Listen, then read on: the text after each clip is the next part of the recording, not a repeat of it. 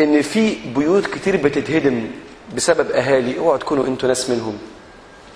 حضراتكم عارفين ان من احد امراض التدخين، وانا يعني بحكم عملي في الدعوه جيلي تليفونات كتير عن المشاكل في البيوت وكده. بيوت كتير بتنهدم بسبب ضعف العلاقه الزوجيه بين الرجل والست. وضعف العلاقه الزوجيه بين الرجل والست ده جزء منه بسبب التدخين، بيسبب ضعف في العلاقه الزوجيه. وهو مش فاهم ليه وهي مش فاهمه ليه، والسبب صاحب او اب او ام بيدخنوا واحنا بنشم ونستنشق. اذا كان اهالينا كده، وانا صاحب تجربه مع اهلي، والدي وان كان بطل بفضل الله عز وجل بعد اكثر من 45 سنه تدخين بالدعاء باذن الله، لكن انا صاحب تجربه زي دي وبحمد ربنا ان والدي بطل.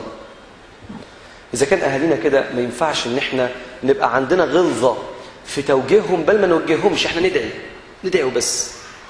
واول ما السيجاره تطلع في البيت انا هقوم، لان انا مش قادر يا ابي او للاسف يا امي اشم السيجاره دي، بكل ادب وبكل تواضع هقوم وكاني عندي حاجه بعملها، ولكن في كل سجده بسجدها انا بدعي لاهلي او المقربين مني، سواء كانوا اصحابي او ناس انا اعرفهم.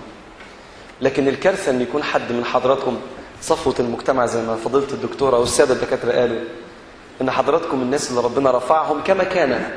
بس خد بالك، لقد خلقنا الانسان في احسن تقويم. لو كان كويس هيكمل، لو كان مش كويس ثم رددناه اسفل سافلين الا الذين امنوا، اللي كملوا على كلام ربنا وعملوا الصالحات. الامانه. حاجه الاخيره اللي انا عايز اختم بها كلامي مع حضراتكم، كل يوم الصبح صباح الخير كده مصر تصرف 55 مليون جنيه على السجاير، وده كلام من سنتين. وانت عارف كل شويه في اليوم بيخش 4000 واحد جديد في السجاير في مصر بس. لو 8% او 7% زي الدكتور، واحنا 17 مليون. سهله قوي على فكره، سهله جدا انك انت تحصل على الارقام دي. 17 مليون مدخن في مصر، طبعا حاجات مش دقيقه، بيبقى اكتر من كده، قول 20 مليون على الاقل. 7 أو 8% منهم بيخش في التدخين سنويا. احسبها بسرعه، 365 يوم في الساعه، في اليوم 4000 واحد تعلموا التدخين. او انا اسف، في السنه 4000 واحد. هي سهله جدا، وانا بتكلم كده هدور لكم عليها. لكن عايزكم تتخيلوا كده معايا يا جماعه الظلم. يوم ما وقعت الطوب والجبل على بتوع الدويقه، قعدنا ندور لهم على مسكن يسكنوا فيه.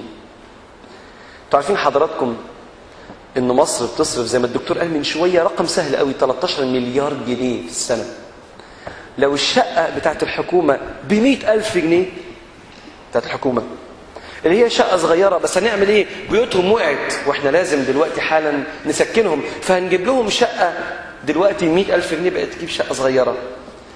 نعرف في السنه نسكن اكتر من 150,000 اسره بفلوس الدخان بس. ممكن نتاسف لفلسطين، مش عارفين نساعدكم لان الناس بتشرب سجاير. وانا اشرب سجاير ولا اساعد الناس اللي بتموت يعني؟ طبعا اشرب سجاير. بنتاسف للناس الجعانين اللي في مصر، اللي ممكن يكونوا مش لاقيين ياكلوا عشان احنا بنشرب سجاير. هو ده يا جماعه اللي بيسموه الظلم، ان انا عايش ظالم لغيري. وربنا عز وجل يقول وآتوهم من مال الله الذي آتاكم. ظلم وتضييع للأمانة. وبقت السجارة ربنا اللي يتذلل الإنسان من أجلها ويستغنى بها ويستأنس بالقرب منها. الهم كبير، مش هم يعني حزن، هم يعني شيء يهمنا. بفضل الله عز وجل الجيل اللي طلع جيل ما شاء الله عليه. وتعليقا على كلام الدكاترة ان اغلب الموجودين بنات، وده شيء من باب الفتح على الامة الاسلامية، لان البنت دي اما تكون زوجة، لو انسانة مش صالحة انسى ان جوزها يكون كويس. وقلت لكم انا عندي في جيوبي قصص كتير قوي قوي كونت الصورة دي قدام عينيا. البنت دي هتبقى بنت الاب، لو كانت صالحة هيخش بسببها الجنة كما قال صلى الله عليه وسلم. البنت دي هتبقى ام في يوم من الايام، وهي اللي بتربي، لان كتير من اهالينا الرجاله مشغولين عشان لقمه العيش، والام هي اللي بتربي. فده فتح من ربنا عز وجل على أمة الإسلام، مع إن العكس بيحصل. كل الهجمة من الناس اللي مش بتحب أمة الإسلام بيهجموا على قلة أدب المرأة وقلة حياء المرأة. لكن رب العالمين إذا أراد شيئا هيأ أسبابه، وقوله بين الكاف والنون كن، فيترمي الإيمان في قلوب شباب وبنات مصر بلدنا اللي كلنا بنحبها. ومن السنة أنك تحب بلدك. قال صلى الله عليه وآله وسلم لما كان خارج من مكة قال والله إنك لأحب البلاد إلي وأحب البلاد إلى الله بلدي، ولولا أن قومك أخرجوك منك ما خرجت، أخرجوني منك ما خرجت. فكل واحد بيحب بلده، حب البلد والانتماء ده من صميم الإسلام. أما اللي مش فارقة معاه يقول يا عم حب البلد إيه، بلد بتاعه والكلام ده. شوف يا عم ده أنا سافرت أوروبا عاملين إزاي وإحنا هنا ما بنفهمش في حاجة. إنسان سلبي لابس نظارة سودا مش حلوة. سعادتك مبنية على رؤيتك. اللي عينه حلوة بيشوف كل حاجة حلوة، واللي عينه مش حلوة بيشوف كل حاجة غامقة.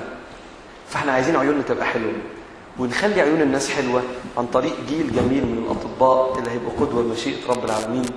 ربنا هيستخدمهم، وأشرف حاجة في الدنيا إن ربنا يقبلك عنده، يستخدمك زي ما استخدم الأنبياء.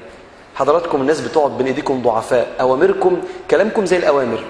أنا بقعد وأنا مشتت مش عارف أعمل إيه، حاسس إن روحي وحياتي بإيد الدكتور. لو قال لي كلمة خير واحدة أقوى من 100,000 داعية. الداعية بيحب الأول عشان يتكلم يكسر الحواجز اللي بينه وبين الناس، ويطلع شكله حلو ويتكلم كلام كويس، ويطلع بيتكلم بلغة مفهومة، ويطلع ما بيزعقش في الناس، ما بيتكلمش عن العذاب. عبارة عن مراحل كتير عشان تسمع كلمة واحدة من الداعية. أما الدكتور تقعد بين إيديه وانت مسلم قلبك، اللي هيقوله هتنفذه لأنك حاسس إن مصلحتك بإيديه.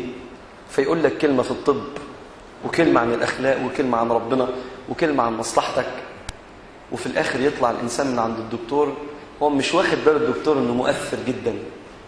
فربنا سبحانه وتعالى يستخدمكم لإصلاح بلادنا وإصلاح كونه وإصلاح أمتنا، أمة الحبيب صلى الله عليه وسلم.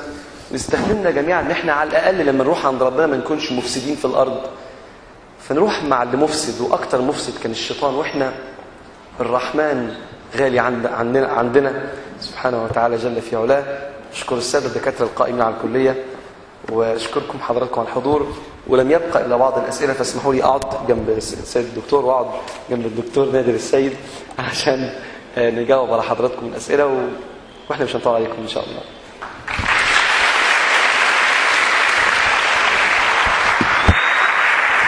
حاجة أخيرة بس.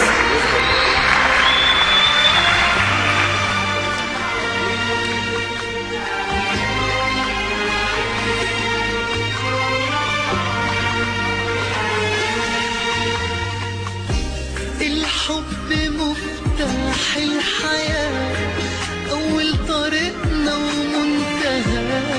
لو تشرق الشمس بسماء تقضي على كل الذنوب، تقلب جميع المخلوقات. بالحب حقق معجزات، لما الحبيب على الأرض فات ده بالتراب بالعشق دور.